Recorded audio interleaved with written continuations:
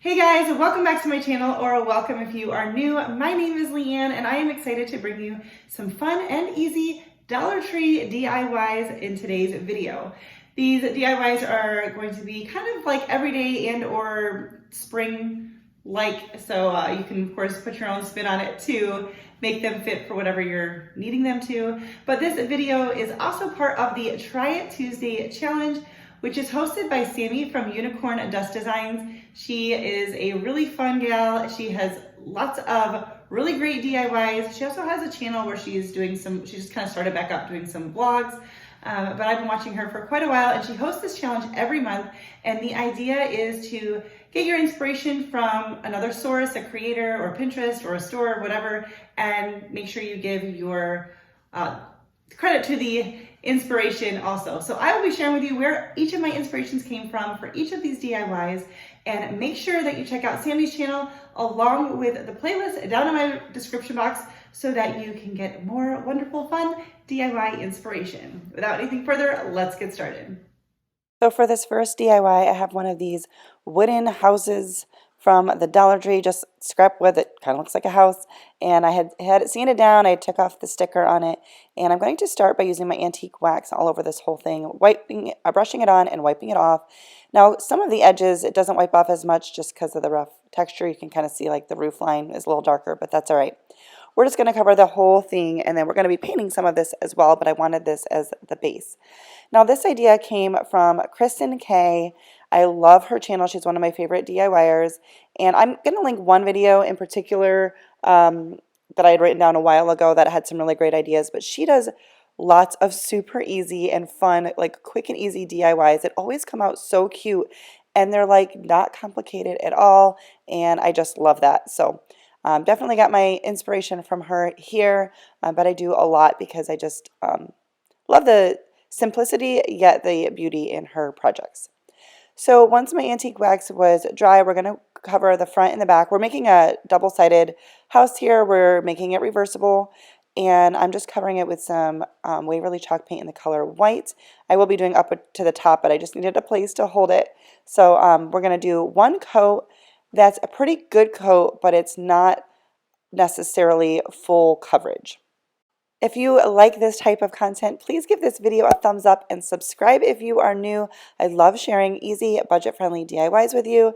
Right now I'm doing about one video a week with an occasional pop-in for maybe an additional one, but I would love to have you join my YouTube family.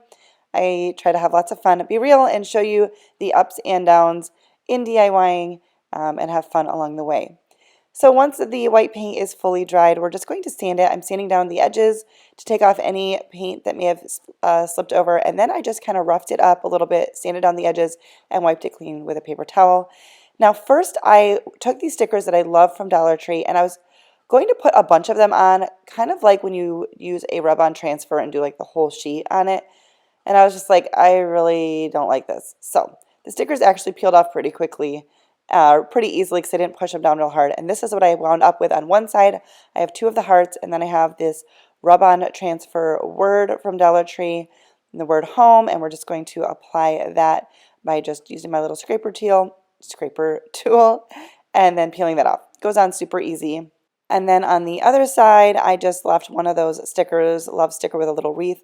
And then I've got this stencil from Dollar Tree, and I'm just using the wreath part of it, not the words in the center, and putting like a border around the sticker, and I'm using Waverly chalk paint in the color moss, and I'm just stenciling it on, not worried about it being like a full coverage stencil. I feel like then you get bleed through, so I'm just kind of keeping with the rustic feel of it, and we're going to stencil that wreath on. I wanted to mention that this video is supposed to have 3 DIYs, but I had some serious mishaps with my third one, and I like to show you my mistakes, but I couldn't even like redeem it in this video. I did not have the time or the supplies, so this video is only going to have 2 DIYs, but I really like them both. And now I'm going in with some Mod Podge, and I will admit I didn't actually, for some reason I wasn't thinking and didn't really wait for this to fully dry. So I have one little spot that's smeared, but you really can't notice it in the end.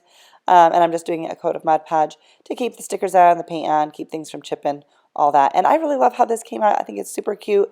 It'll be perfect in a tiered tray or just a little kind of filler piece for a shelf. and I can display it either way. On a tiered tray, it's perfect because the tiered tray is seen from both sides. This has something on both sides. Anyways, love how that came out.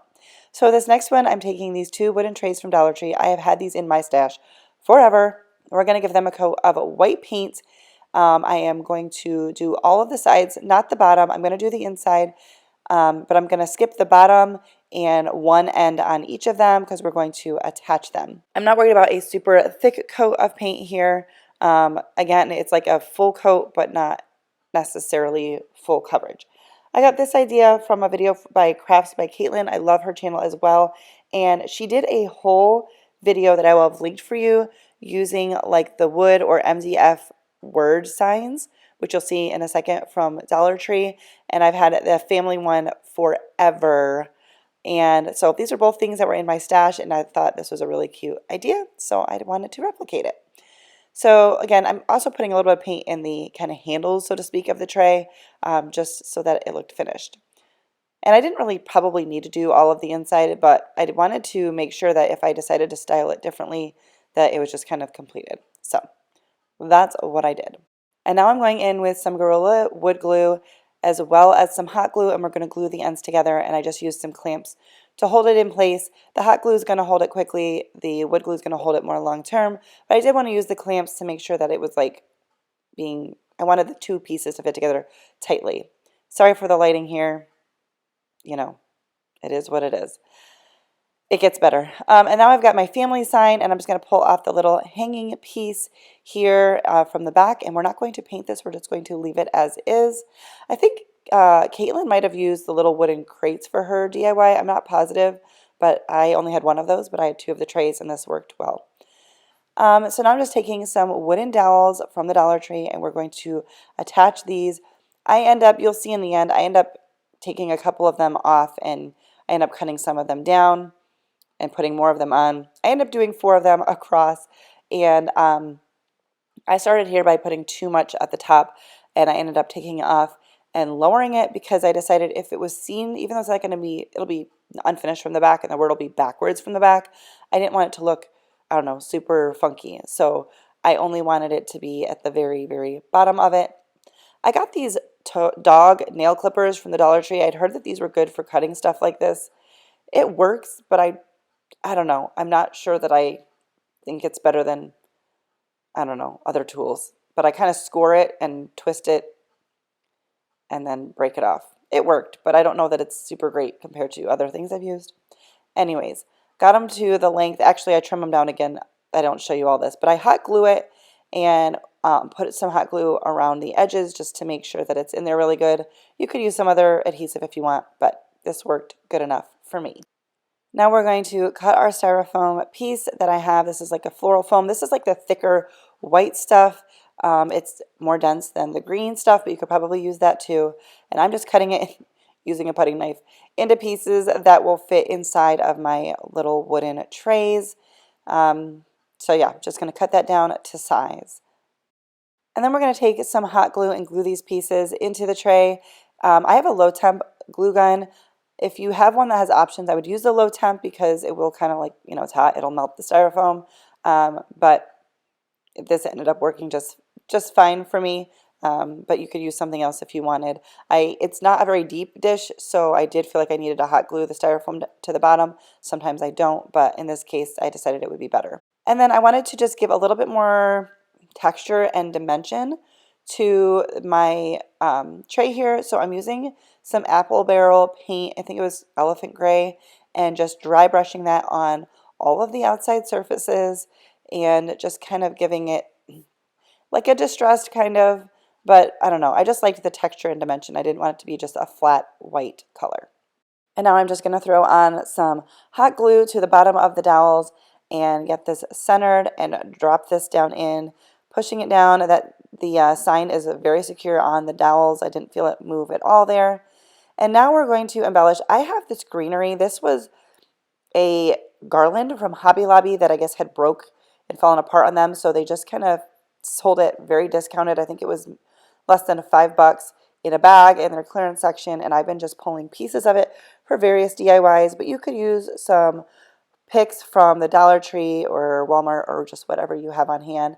But I'm just going to fuss with this, put this around, and I'm not even putting it into the styrofoam. This would be easily taken out, and I could add in different florals for different seasons. So this is also kind of a changeable for different seasons. You know, you're not stuck with one particular look, and you can switch it up if you want. And I absolutely love how this came out. I was so excited to see this idea from Caitlin because it was using items that I already had on hand, some of which had been in my stash for quite a while. So I love how this came out. All right, well, that is going to do it for today's video. If you liked it, don't forget to give it a thumbs up. And if you are new here, maybe because of the Try It Tuesday challenge, I hope that you consider subscribing to my channel so that you don't miss out on my future videos. I would love to have you be a part of my little YouTube community, family thing we got going on here. And that is it for today's video. Thanks for watching, and I'll see you next time.